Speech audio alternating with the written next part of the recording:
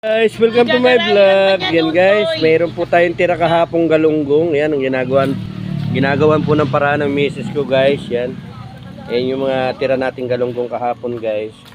Ngayon ang gagawin ng asawa ko, yung tinanggalan niya ng bituka. Anong purpose mo dyan, ma?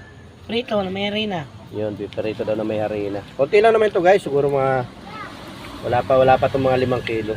Kaya hindi ko na kasi tininda siya guys kasi marami na siya guys nakuha yung mga damage pa. Parang yung siyempre sa nai-intake po sa paglalako ng isda ko kaya nai-intake kaya medyo lumalabas na yung bituka.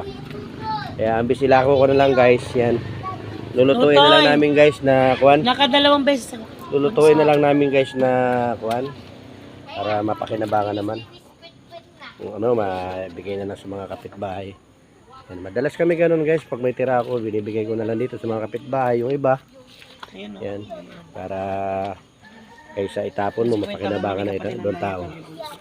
Yan, maraming salamat guys sa nakapanood po ng ating maikling video dito sa tapat ng bahay namin. Yan.